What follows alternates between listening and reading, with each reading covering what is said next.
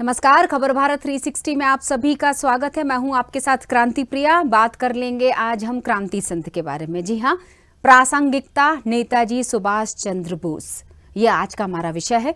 और एक खूबसूरत और क्रांतिवीर के निशब्दों से कार्यक्रम को बढ़ाते हैं कि हर भारतीय को अब ये भूल जाना चाहिए कि वो राजपूत है, सिख है या जाट है। उसे सिर्फ ये याद रखना चाहिए कि वो एक भारतीय है।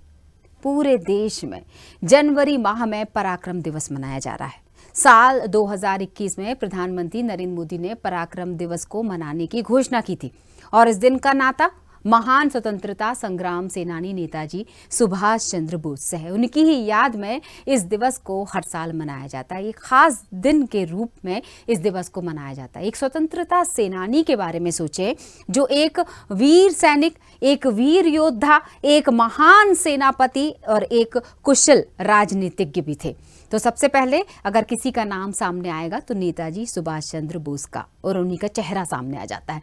तो चलिए हम इसी व्यक्तित्व पर चर्चा करने वाले खूबसूरत सी तस्वीरें हम आपको इस वक्त दिखा रहे हैं। वर्तमान में उनके विचारों की क्रांति किस तरह से फैल रही है, क्या ज़रूरत है, इसकी प्रासंगिकता पर हम बात करने वाले हैं। बोस ने आज़ादी की लड़ाई में ओजस्वी जो नारा दिया था, हम सब उसे याद करते हुए बड़े हुए। शायद अगर ये कहूँ तो गलत ना होगा कि तुम मुझे खून दो मैं तुम्हें आज़ादी दूंगा। ये नारा नया नहीं है और इससे सभी चिर परिचित हैं। इस नारे ने हर भारतीय के खून में उबाल ला दिया और आज़ादी की जंग को तेज भी कर दिया। सुभाष चंद्र बोस, जिनका संपूर्ण जीवन हर युवा और भारतीय के लिए एक आदर्श है, उन्होंने आज़ादी की जंग में शामिल होने के लिए भारतीय प्रशासनिक सेवा का परित्याग भी कर दिया था और इंग्लैंड से भारत वापस लौट आए थे।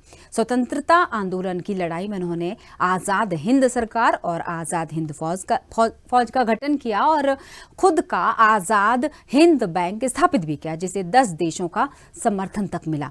आज़ादी की जंग में उनके योगदान, उनके पराक्रम को याद करने के लिए सुभाष चंद्र बोस की जयंती को पराक्रम दिवस के तौर पर मनाया जाता है।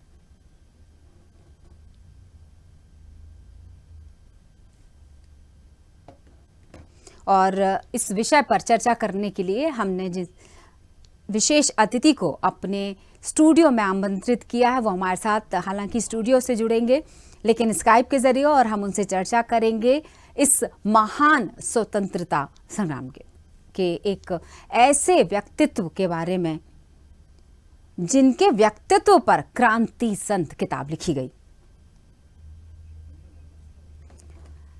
थोड़ी सी और अगर चर्चा करें बोस के बारे में तो 23 जनवरी यानी आज ही की तारीख में 1897 को भारत में ब्रिटिश शासन के खिलाफ क्रांति का बिगुल फूंकने वाले सुभाष चंद्र बोस का जो जन्म हुआ था वो उड़ीसा, जिसे अब उड़ीसा कहा जाता है, के कटक में एक संपन्न बांग्ला परिवार में हुआ। और वहाँ जन्मे जो ये स्वतंत्रता सेनानी जिन्हें कहा जाता है वीर सपूत, खून के बदले आज़ादी देने का वादा करने वाले नेताजी सुभाष चंद्र बोस का नाम भारतीय स्वतंत्रता संग्राम सेनानियों में मौजूद है।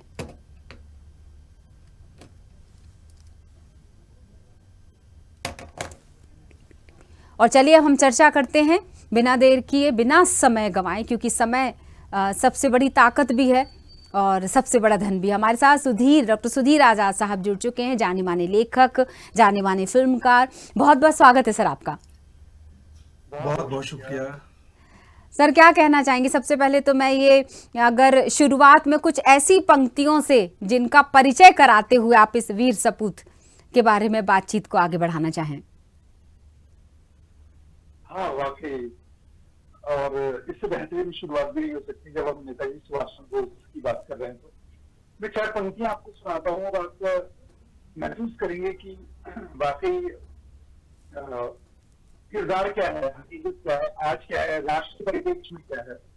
लेकिन मैंने लिखा था कि कोई कैसे लिखेगा मिली है आत्माओं को प्रताड़ना कैसे, कोई कैसे लिखेगा मिली है आत्माओं को प्रताड़ना कैसे। लिखावटों में इनका जीवन खिलता हुआ मधुमास लिखा जाता है। वाह। और वो कोई और है जिन पर इतिहास लिखा जाता है। क्या बात वो कोई और है जिन पे इतिहास लिखा जाता है। नेताजी सुभाष चंद्र बोस वो हैं जिन पर इतिहास लिखा जाता है। क्या बात है, बिल्कुल सही बात है सर। क्या कहेंगे? हमारा विषय है प्रासंगिकता। इस शब्द को आप थोड़ा सा व्याख्या अगर इस शब्द की करते हुए और क्रांति संत को जोड़कर अगर आप बताएं उनके विचारों की क्रांति। देखिए, सबसे पहले ये जो शब्द बहुत खूबसूरत शब्द है, क्रांति संत। मुझे अच्छा लगा कि आपने इस शब्द का प्रयोग किया, क्योंकि संतत्व एक साधना से आता है। क्रांति भावभूमि और विचार भूमि में पोषित होती है, बढ़ती है। तो एक शख्स जिसने क्रांति की साधना की है वो क्रांति संत है। तो ये तो क्रांति संत हुए। दूसरी चीज की आपने जिक्र किया कि प्रासंगिकता। हाँ। सबसे पहले तो मैं अपनी बात कहने से पहले ये बात जरूर कहूंगा कि आपके चैनल को शुभकामनाएं कि आज के दिन इस शब्द के साथ आप बात कर रहे हैं। हाँ। प्रासंगिकता के मायने है कि आज नेताजी सुभाष चंद्र बोस आज के परिप्रेक्ष्य में, आज के राष्ट्र में, आज की परिस्थितियों में, परिवेश में, वातावरण में कितने प्रासंगिक हैं।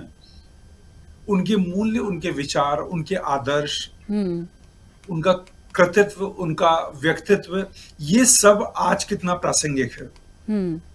और जब हम ये कहते हैं, ये सोचते हैं, ये प्रश्न हमारे जहन में आता है, तो इसका मायने ये है कि आज वो उतने ही प्रासंगिक हैं जितने कल थे। बिल्कुल सही। मैं तो ये मानता हूं कि आज उनकी प्रासंगिकता कल से ज्यादा है। अच्छा, बिल्कुल। तो मैं दर्शकों को बता ही देती हूँ कि क्रांति संत लिखने वाले, ये शब्द जो बार बार इस्तेमाल इसलिए भी किया जा रहा है, इसको कोट कर देते हैं कि ये शब्द इनकी किताब की दरअसल कवर पेज का शब्द, या ये कहा जाए कि किताब का नाम है क्रांति संत। जिन्होंने सुभाष चंद्र बोस पर किताब लिखी है, वो शख्स हमारे साथ जुड़े हुए हैं और आज हम उसी शख्सियत पर बात कर रहे हैं जिसका नाम है सुभाष चंद्र बोस। शख्सियत शब्द यूज़ किया और बहुत सारी उनकी अगर हम विचारों की बात करें तो अन्याय को ना सहने वाले व्यक्ति, शायद बहुत उपलब्धियों को ना अर्जित करने की आकांक्षा वाले, क्योंकि सिविल सर्विस की जगह अगर मैं बात करूं एक बहुत बड़ी उपलब्धि उस दौर में भी बहुत बड़ी उपलब्धि थी और इस दौर में भी है। क्या कहेंगे?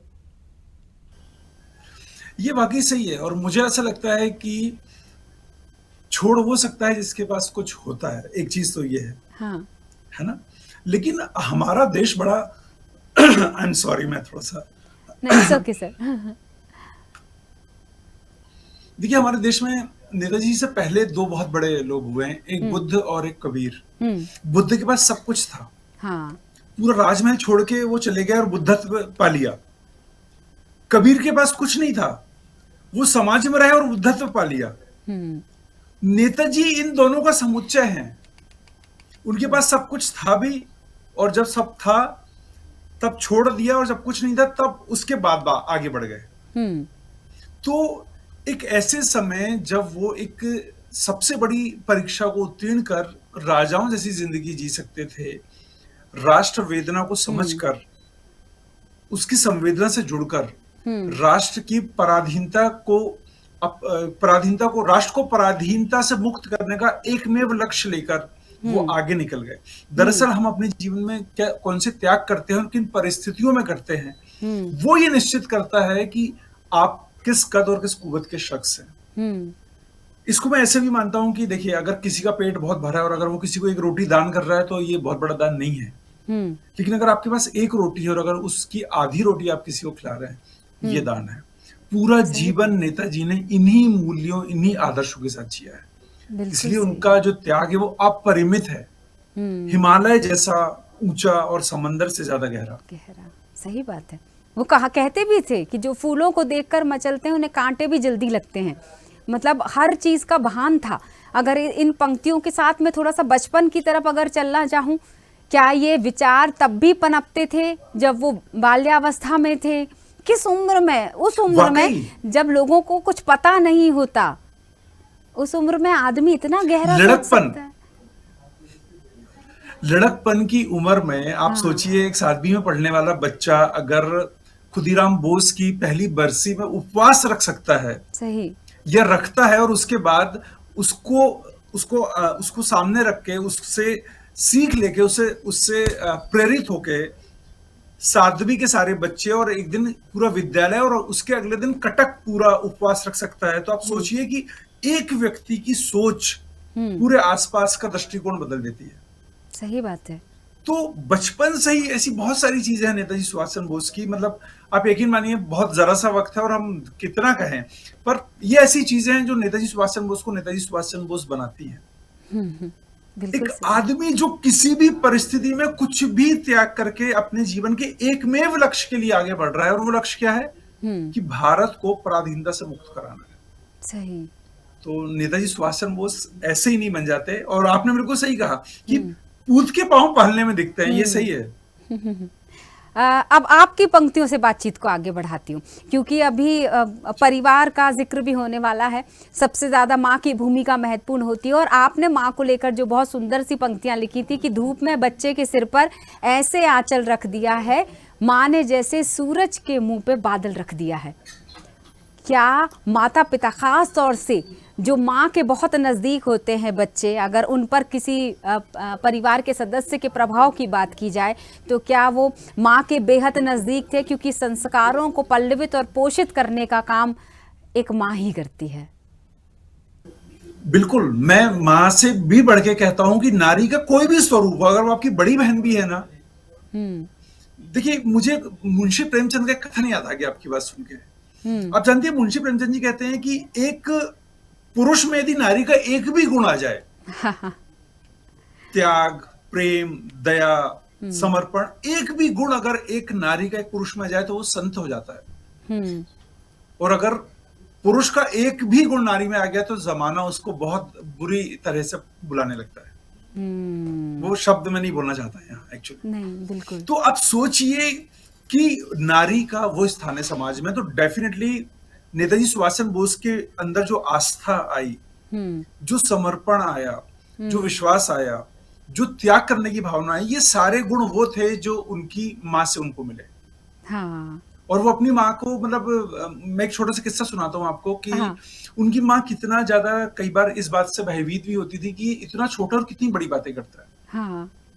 एक बार एक अंग्रेजी स्कूल में एक बेपिसिस्ट मिशन, ऐसा कुछ नाम था, मैं थोड़ा सा भूल रहा हूँ। उस विद्यालय में पढ़ते थे वो। एक अंग्रेज बच्चे ने, 3-4 अंग्रेज बच्चों ने उनको बुली किया, उनको बुरी तरीके से बोला कि यू इंडियंस, और उन्होंने लड़ाई की, उनको खरोंच लग गई।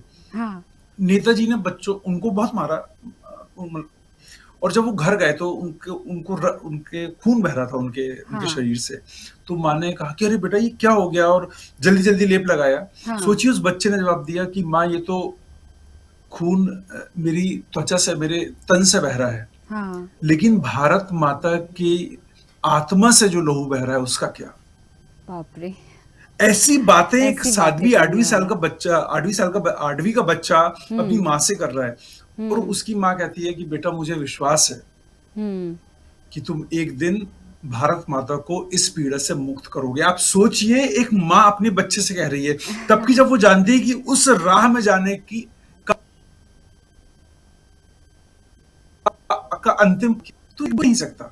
हाँ, बिल्कुल सही बात है। मैं बहुत ईमानदारी से, मैं ऐसा नहीं कि नारी और पुरुष, लेकिन जो सच है वो ये है कि इस ब्रह्मांड में शक्ति का जो पर्याय है, समर्पण का जो पर्याय है, गहराई का जो पर्याय है, पृथ्वी पूरी संपूर्ण, ये सब ये नारीत्व ही है दरअसल। बिल्कुल। अगर मैं उनके प्रेरणा स्रोत की बात करूं, वो कहते हैं, नेताजी, उनका मानना था कि भगवत गीता उनके लिए प्रेरणा का एक बड़ा स्रोत थी। वो जब भी उदास या अकेले होते थे तो भगवत गीता का पाठ जरूर करते थे, ऐसा वो कहते थे।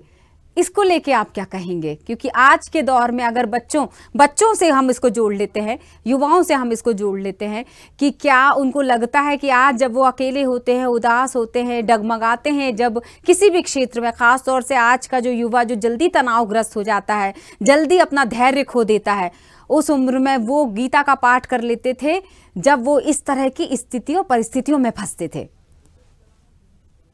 दो चीजें हैं। मुझे लगता है कि गीता, मतलब कौन ऐसा व्यक्ति है अगर वो जीवित है और वो गीता पढ़ रहा तो उससे प्रेरित नहीं होगा, उससे संकल्पित नहीं होगा, उसमें दृढ़ता नहीं आएगी, उसमें आत्मविश्वास नहीं आएगा, पॉजिटिविटी नहीं आएगी। ये एक पहलू है, डेफिनेटली, इसमें कोई संदेह नहीं है। अच्छी किताबें इंसान बनाती हैं, राइट? लेकिन सबसे इंपॉर्टेंट क्या है पता है, जो आपने पहले जिक्र किया था कि उनके आसपास परिवार था। उनके पिता, उनकी माँ, उनके संस्कार, उनका समय उनके साथ था। आज का युवा, आज का समाज, आज का परिवार, मैं बहुत ईमानदारी से एक बात कहता हूं कि आज का युवा बहुत ज्यादा स्मार्ट है, बहुत संभावनाओं से भरा हुआ है, बहुत ज्यादा सामर्थ्य से भरा हुआ है। ये जो नकारात्मकता या जो आत्मकेंद्रण है या किसी भी किस्म की तनावग्रस्त होने वाली स्थिति है, इसका कारण है व्यक्ति का अपने परिवार से दूर होना, व्यक्ति का ऐसे लोगों से दूर होना जो उसका मूल्यांकन ना करें, उसे समझें, उसकी हार, उसकी जीत, उसकी कामयाबी, उसकी नाकामयाबी, उसके सुख, उसके दुख, उसके उजाले, उसके कालेपन, सबके साथ उसको स्वीकार करें। ऐसे लोग अगर आपके आसपास होंगे तो आपके जीवन में कभी नकारात्मकता, उदासी या तनाव जैसी कोई चीजें नहीं आएंगी। नेताजी इसलिए हैं क्योंकि परिवार के मूल्य, संस्कार, संस्कृति, ये सारी चीजें उनमें कूट कूट के भरी थी। यही रीढ़ की हड्डी है दरअसल। और जब हम बात करते हैं ना कि आज के बच्चे, आज का युवा, तो आप देखिए ना, कल का समाज, आज का समाज, तो बुनियादी तौर पर आज का सच ये है कि हमें बच्चों को वक्त देना पड़ेगा, उन बच्चों के सामने ऐसे आदर्श रखने पड़ेंगे जो वाकई उन्हें प्रेरित करें, उनका पथ बने, उनका पाथेय बने, उनका मार्गदर्शन करें। पर ये भी एक विडंबना है कि कितने बच्चे होंगे या कितने युवा होंगे जो किताबों से जुड़े होंगे। अगर उन्हीं की बात ले लेते हैं हम आगे बढ़ाते हुए कि वो खुद नेताजी स्वामी विवेकानंद जी के व्यक्तित्व और उनकी बातों से प्रभावित थे, लेकिन आज के बच्चे किस दौर की तरफ बढ़ रहे हैं, क्या वो नेताजी को समझ पाए, क्या वो समझने की कोशिश कर रहे हैं? ऐसे वीर, क्रांतिवीरों को ये इसका जवाब तो आप ही के पास होगा। देखिए, मुझे लगता है कि इसके लिए मैं बच्चों को या विद्यार्थियों को या युवाओं को दोष नहीं दूंगा। ये बताइए कि अगर आज सपोज बच्चे किताब से दूर जा रहे हैं, हमने बच्चों को किताब के पास लाने के लिए क्या किया आज के? दूसरी चीज कि इतनी सारी चीजें आ गई, कितने सारे माध्यम आ गए हैं, इन माध्यमों के साथ हमने बच्चों को एक चाकू पकड़ा दिया है, पता है? और चाकू का प्रयोग आप गला काटने के लिए भी कर सकते हैं और फल काटने के लिए भी कर सकते हैं। तो आपने बच्चों को जो सुविधा दी है, उस सुविधा का सही प्रयोग करना सिखाना भी आपकी ही जिम्मेदारी है। आपकी, मतलब मैं अगर बड़ा हूं तो परिवार का, मैं बड़ा भाई हूं, मैं पिता हूं, मैं दोस्त हूं, मैं जो भी हूं। तो आज के बच्चों में मैं इसमें बच्चों की गलती मानने से ज्यादा मैं मानता हूं कि जिन्होंने उन्हें वो सुविधा दी है, उनकी जिम्मेदारी है कि उन्हें ये भी बताएं, ये भी सिखाएं कि इसका सदुपयोग या सही प्रयोग क्या है। अच्छा, छोटी छोटी चीजों, बच्चे तो गलत नहीं है और बिल्कुल सही। अच्छा सर, छोटी छोटी चीजों से लगाव शायद आपके लक्ष्य को दर्शाता है या लक्ष्य की प्राप्ति को लेकर जो आपको सुदृढ़ बनाता है। जैसे अगर नेताजी की बात करें तो जो उन्होंने आजाद हिंद फौज की स्थापना के बाद से ही वर्दी पहनना शुरू कर दिया था और उन्हें उससे बेहद प्यार था। इसका किस्सा भी मैं आपसे सुनूंगी। और ये भी कहा जाता है कि वो युवाओं में जोश भरने के लिए ऐसा करते थे। देखिए, दरअसल क्या है कि आपको पता है हमारी प्राचीन शिक्षा पद्धति क्या थी? हमारे आचार्य अपने आचरण से सिखाते थे। वो बड़ी बड़ी किताबें नहीं पढ़ाते थे, वो प्रैक्टिकल नहीं कराते थे। मतलब प्रैक्टिकल मींस की लैब में बैठ के प्रैक्टिकल नहीं कराते थे, वो जिंदगी की लैब में प्रैक्टिकल कराते थे। कि जाओ वहां पे एक खेत है जहां जो बारिश में खराब हो गया, उसकी मेड़ टूट गई है, मेड़ बना के आओ। ये प्रैक्टिकल था पहले। जाओ वहां एक गांव में हैजा फैल गया है, उनकी सेवा करो 1 महीने तक जाके। उनके विद्यार्थी नहीं पूछते थे कि भैया खाना क्या खाएंगे, सोएंगे कहाँ, राइट? और उनके साथ उनका आचार्य जाता था, उनके टीचर, उनके गुरु जाते थे। तो जब आपको एक गहरे अर्थ का, बड़े लक्ष्य का, बड़े उद्देश्य का काम करना है ना, तो आपको खुद आदर्श स्थापित करना पड़ेगा अपने आचरण के साथ। नेताजी सुभाष चंद्र बोस ने जो कहा वो जिया, वो जीते थे, अपने आचरण से वो सिखाते। वो बोल के नहीं सिखाते थे कि वर्दी पहन के आया करो या शारीरिक रूप से सक्षम रहो, अच्छा सोचो, अच्छा पढ़ो, सुबह जल्दी उठो, अच्छा चिंतन करो, अच्छी बातें करें। वो खुद करते थे। हाँ। और जब आप ऐसे आदर्श सामने रखते हैं तो आपके जो अनुगामी होते हैं, आपके जो अनुसरण करने वाले होते हैं, वो उससे सीख लेते हैं। ये बिल्कुल बिल्कुल सही। ऐसा है कि आपके ऑफिस में एक व्यक्ति आपसे रोज कहता है भैया वक्त से आया करो, और वो खुद 15 मिनट लेट आता है, तो आपके ऊपर उसका कितना प्रभाव पड़ेगा, है ना? सही बात है। बिल्कुल लेकिन जब सही 3 दिन बात है। वो आपसे पहले आके कहेगा आइए प्लीज आइए, मुझे यकीन है आप कल से जल्दी आएंगे, तो आप अगले बार से उससे 5 मिनट पहले आएंगे। यस, किसी ये चीज़ को है, पाने के लिए उसके साथ जुड़ना बेहद ज़रूरी है। उसको आ, जीना जरूरी है, जीना बहुत उसी ज़रूरी को है। जिए आप, सिर्फ जो आपका ख्वाब है, हाँ, आपका लक्ष्य है, बस। बिल्कुल। अब बात मैं किस्सों पर आने वाली हूँ। मैं चाहूँगी कि जितने किस्से जो अनसुने, अनकही बातें होंगी, जो शायद क्रांति संत में भी आपने समेटी होंगी, उन किस्सों को, उन कहानियों को, उन छोटे-छोटे हिस्सों को। मैंने सुना है कि अंग्रेज़ी सरकार ने उन्हें राय बहादुर का खिताब दिया था। अंग्रेजी सरकार उन्हें क्या नहीं दे रही थी, हाँ, क्या नहीं दे रही थी अंग्रेजी सरकार उनको, लेकिन अब जिसको नशा हो, मैं नशा ये शब्द अच्छा नहीं है, मैं सुरूर कहूंगा। हाँ, हालांकि नशा का कई शब्दों के मायने किसी आदमी के साथ जुड़ के बदल जाते हैं। हाँ, तो जो जिनका इतना बड़ा लक्ष्य हो, जो राष्ट्र की आजादी के लिए अपना व्यक्तिगत जीवन ही समर्पित कर दे, हाँ, तो ये सुख दुख और ये उपाधियां उसके लिए तो कुछ थी नहीं। सही। नेताजी ने आपने किस्से की बात की, मैं आपको छोटा सा किस्सा बताता हूँ। हाँ, एक बहुत बड़े अंग्रेज भारत आ रहे थे। हुँ, नेताजी सुभाष चंद्र बोस अपने पिता के साथ दिल्ली गए, हाँ, और सारे लोग लाइन से लगे और सब उनको प्रणाम करके सलामी दे रहे थे, नमस्ते कर रहे थे। हुँ, नेताजी ने उनको देखा और उनको नमस्ते नहीं किया। हुँ, अगले दिन सारे लोगों में ये बात थी कि एक 12-13 साल के बच्चे ने इतने बड़े अधिकारी को सैल्यूट तक नहीं किया। हुँ, वो उनके विरोध का पहला चिन्ह था, ओह! सार्वजनिक रूप से। हाँ, आप सोचिए 12-13 साल का बच्चा, और वो कहेगा कि ये लोग जो हमारे देश की गुलामी के जिम्मेदार हैं, गरीबी के हुँ, जिम्मेदार हैं, पीड़ा के जिम्मेदार हैं, हमारी भारत माता को इन लोगों ने जकड़ के रखा है, मैं ऐसे लोगों को प्रणाम कैसे कर सकता हूँ, सलाम कैसे कर सकता हूँ? हुँ, सोच। तो सही है। आप बहुत छोटी छोटी चीजें आपके किरदार को बनाते जाती हैं, आपके हुँ, चरित्र को बनाते जाती हैं। और उससे बड़ी बात ये कि एक लीडर के रूप में जब आप बाहर आते हैं, सामने आते हैं, तो आप जब एग्जाम्पल सेट खुद करते हैं ना, हुँ, तो फिर कहने की जरूरत नहीं पड़ती कि किसको क्या करना है, लोग फिर वैसा जीने लगते हैं जैसा आप करते जाते हैं। हुँ, हुँ। सही बात है। मतलब पहले खुद वैसा बनना पड़ेगा, दूसरों के सामने उदाहरण एब्सोल्युटली। बनने के लिए। आपको जब आप बिल्कुल। क्रांति संत लिख रहे थे, कौन-सी बात ऐसी थी जो बोलते ना कि जब मैं आपसे बातें सुन रही हूँ तो मैं बहुत उत्साहित हूँ। आप लिखते वक़्त कौन से पन्ने, कौन से ज़िक्र को लिखते वक़्त ज़्यादा उत्साहित नज़र आए थे? मैं दरअसल सच कहूँ, मैं सबसे पहले जो मुझे जिस चीज ने बहुत ज्यादा कह सकते हैं आप कि आंदोलित कर दिया, वो ये था कि भाई एक 10-12 साल का बच्चा, जो एक भी पढ़ते थे, वो 10-12 साल उम्र थी, और वो जो मैंने खुदीराम बोस की शहादत का जिक्र किया कि बरसी थी पहली, हाँ। कि एक 7वीं का बच्चा अपना नाश्ते का टिफिन एक तरफ रख के और मैदान में खड़े होकर हाथ बांध के आसमान की तरफ देख रहा है, हुँ, और सोच रहा है कि मैं आज के मतलब कल जब हुँ, पहली बरसी है खुदीराम बोस की, उस दिन क्या कर सकता हूं। हुँ, तो मुझे लगता है नेताजी सुभाष चंद्र बोस ने उस समय यह सोचा होगा कि मैं जहां हूं, मैं जिस परिस्थिति में हूं, मेरा हुँ, जो सामर्थ्य है, मेरे पास जो सुविधाएं हैं, मेरे हुँ, पास जो समर्थन है, मेरे हुँ, साथ मेरे आसपास जो संभावना है, उसके अनुसार मैं अपनी कौन सी जिम्मेदारी चुनता हूं। हुँ, तो कितनी बेहतरीन चीज है ये सीखने की, आप किसी भी परिस्थिति में रहें, हुँ, कितनी अच्छी, कितनी विषम, कितनी सम, आप जहां हैं, जैसे हैं, वहां अपनी जिम्मेदारी का चयन कीजिए और हुँ। उसको पूरा कीजिए।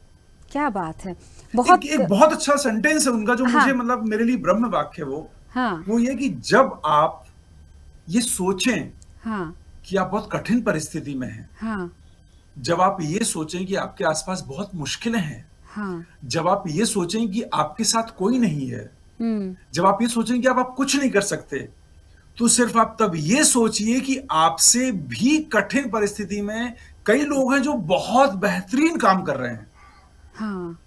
और जब आप ये सोच लेंगे, तो आप खड़े होंगे और चलने लगेंगे।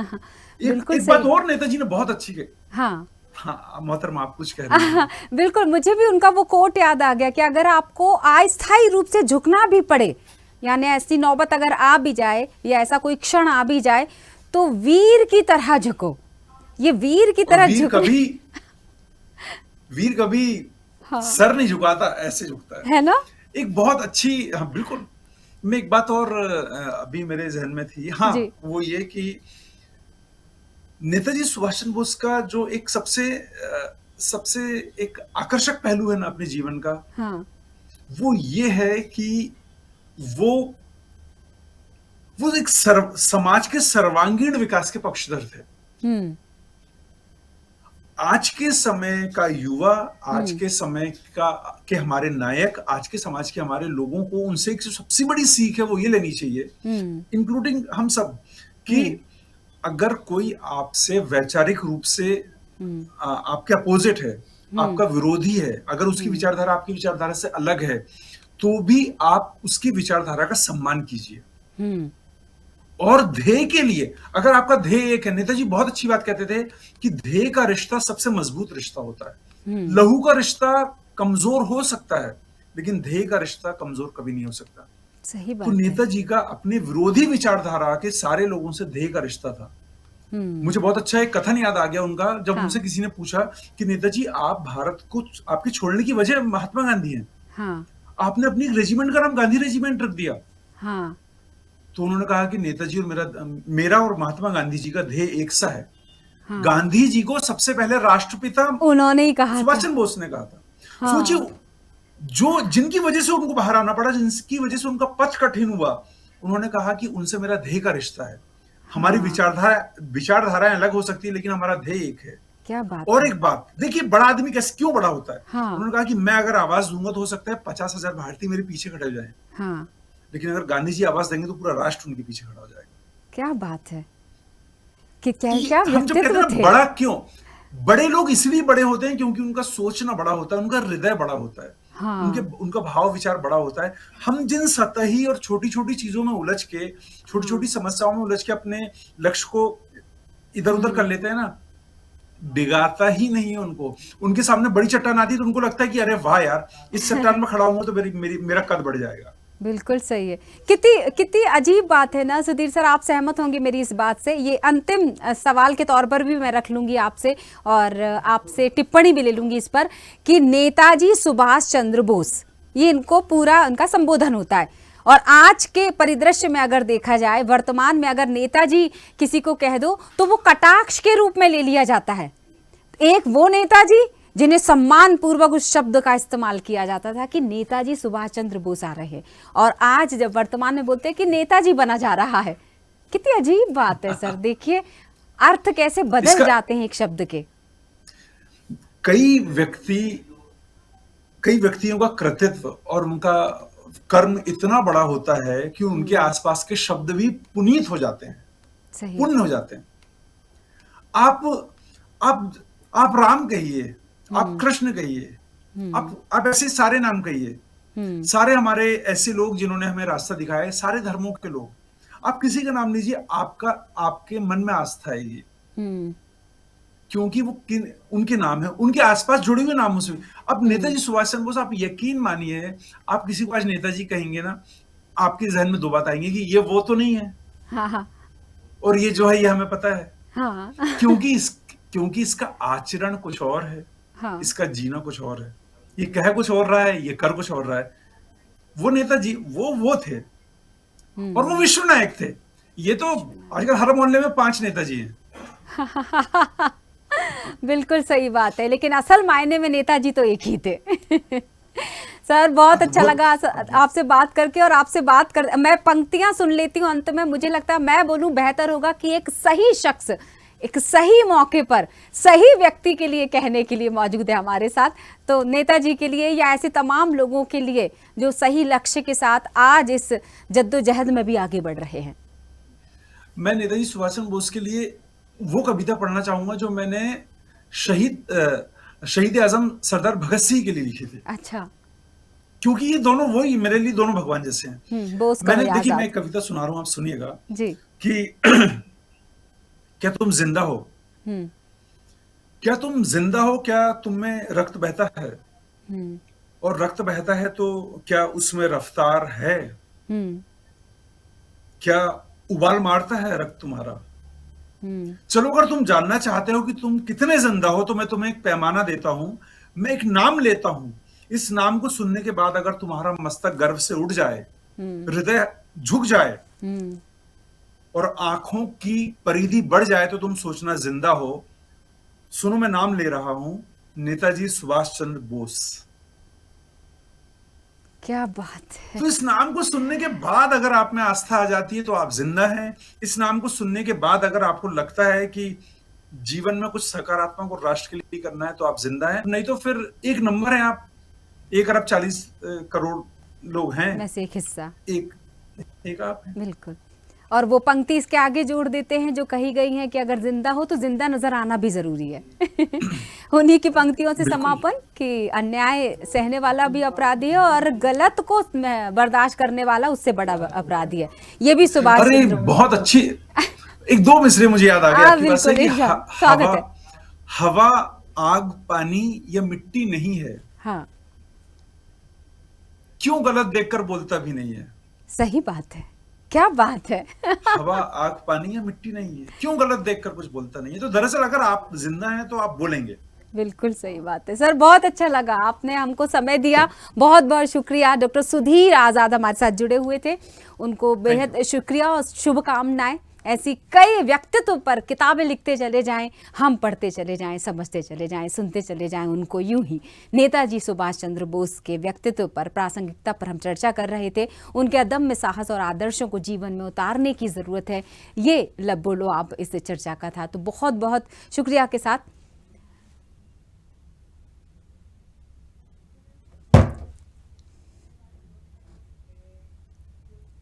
तो नेताजी सुभाष चंद्र बोस जी की जयंती पर आपको ढेर सारी शुभकामनाएं। खबर भारत 360 में फिलहाल इतना ही। मुझे यहीं दीजिए इजाजत। जय हिंद।